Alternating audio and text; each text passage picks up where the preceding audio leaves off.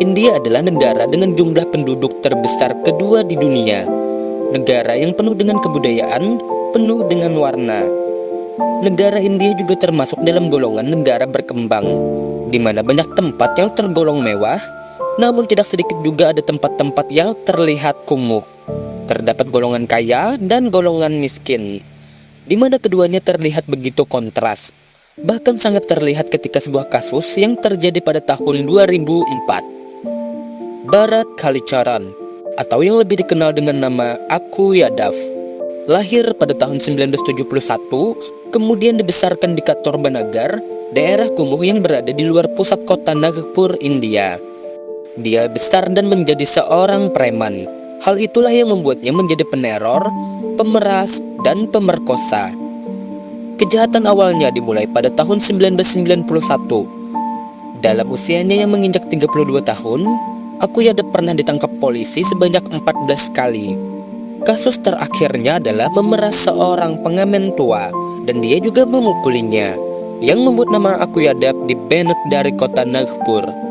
Di sisi lain, Aku Yadav juga membuat kelompok gangstar kecil dan menjadikan dirinya sebagai pemimpin dari para preman lainnya.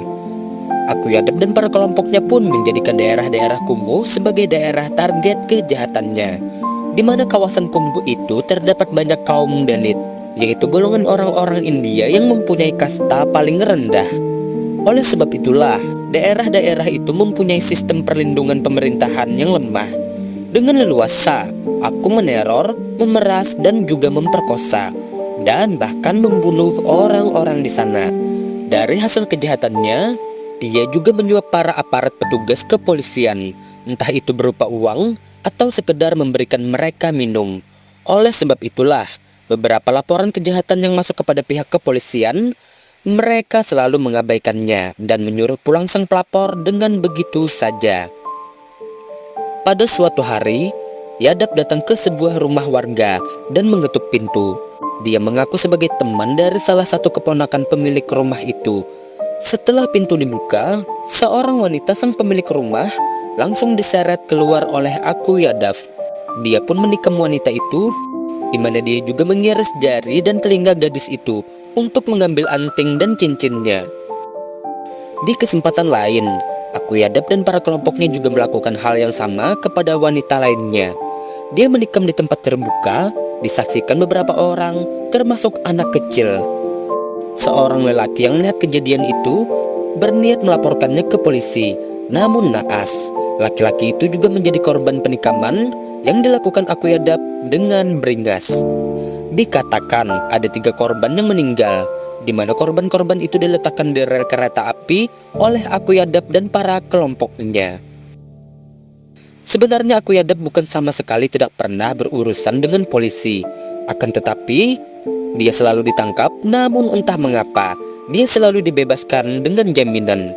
Itulah yang membuat Aku Yadav selalu bebas untuk berkeliaran.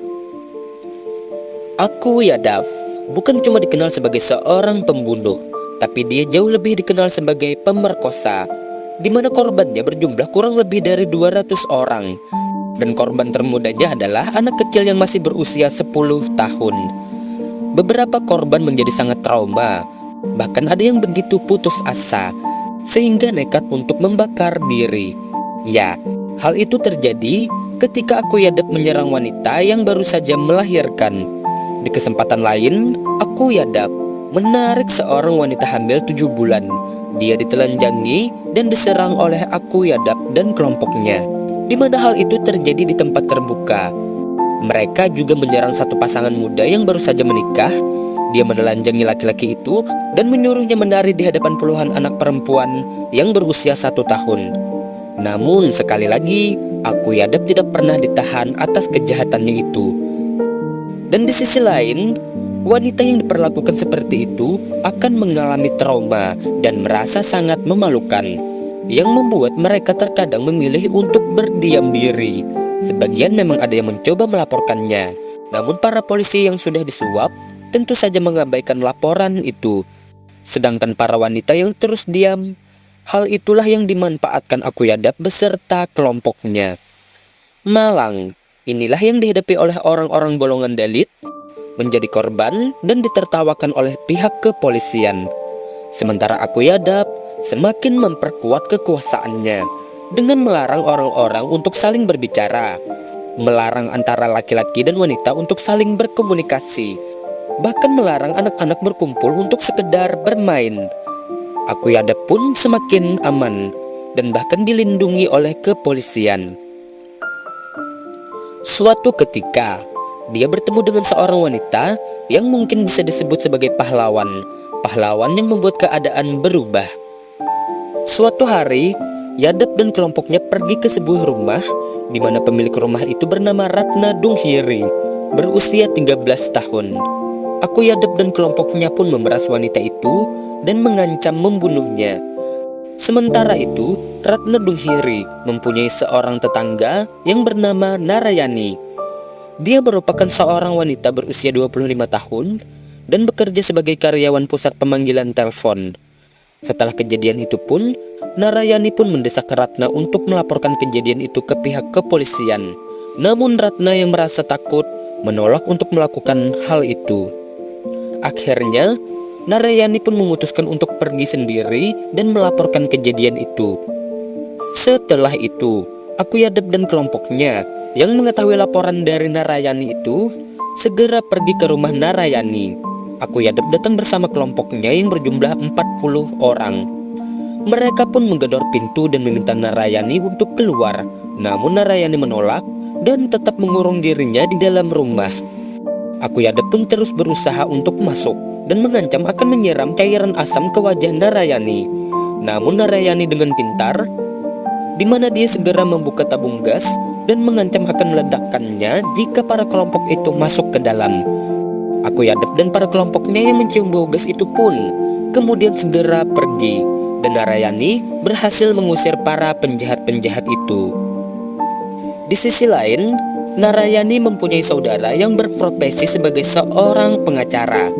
Hal itulah yang membuatnya terbantu ketika laporannya diabaikan oleh pihak kepolisian setempat, di mana mereka berhasil melewatinya dan melapor langsung kepada wakil komisaris kepolisian.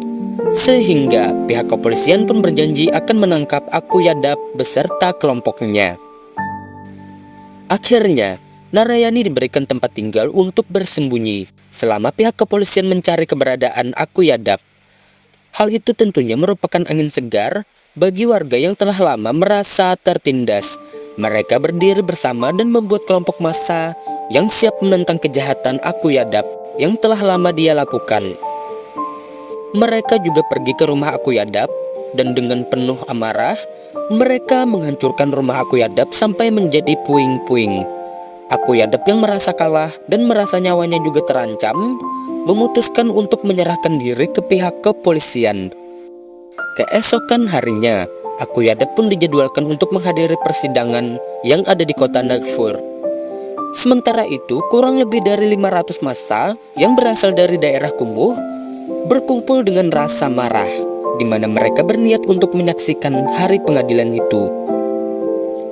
Saat Akuyadap datang, salah satu anak buahnya memberikan pisau yang dibungkus dengan kain. Hal itu terjadi tepat di hadapan beberapa polisi yang ada di sana.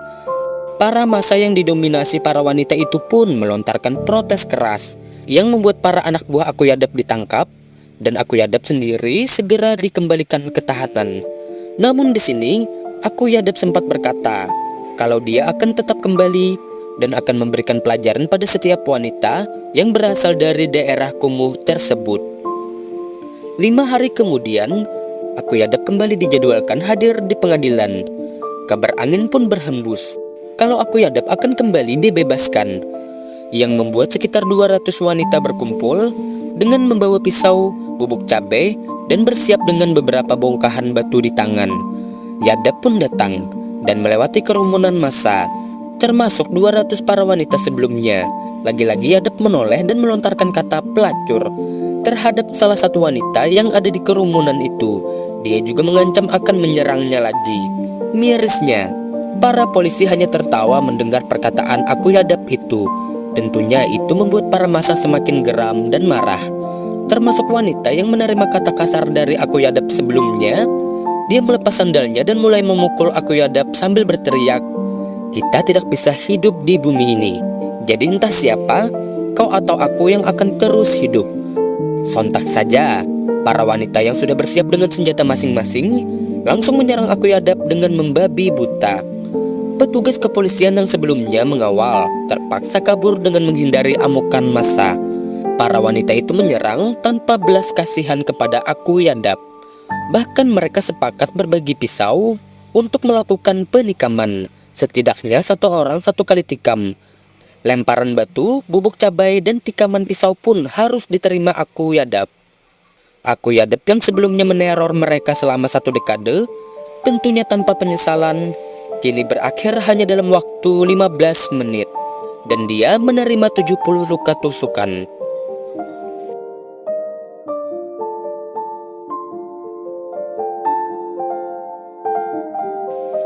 Yang membuat serangan ini lebih mengerikan adalah serangan ini terjadi bukan di tempat kumuh, akan tetapi di sebuah bangunan dengan lantai keramik yang mengkilap. Gedung pengadilan distrik Nagpur pun harus berlumuran darah. Dan dari kerumunan itu, para wanita itu berteriak, "Maafkan saya tidak akan melakukannya lagi." Itu menunjukkan bahwa mereka benar-benar marah dan harus melakukan perbuatan yang setidaknya mereka sadari kalau itu salah. Atas kejadian itu, Narayani dan 5 wanita dinyatakan bersalah. Namun para massa memprotes keras, yang membuat tuduhan itu kemudian dibatalkan. Para massa itu yang didominasi para wanita mengatakan kalau ingin memberi tuduhan, mereka mengatakan kalau mereka semua bersalah. Jika ingin menangkap, maka tangkaplah mereka semua. Namun beruntung, para polisi membebaskan mereka semua. Setelah kejadian itu, para massa itu pulang dan mereka pun mengadakan pesta atas kemenangan mereka terhadap teror mengerikan yang harus mereka lewati selama 1 dekade lamanya, yang dilakukan seorang preman bernama Aku Yadav. Di satu sisi, Narayani tetap selalu dijadikan kambing hitam oleh kepolisian. Meski saat kejadian, dia tidak berada di kantor pengadilan itu. Akan tetapi sikapnya yang melawan membuat massa bertindak semakin berani. Sampai kasus pembantaian Aku Yadab pun terjadi.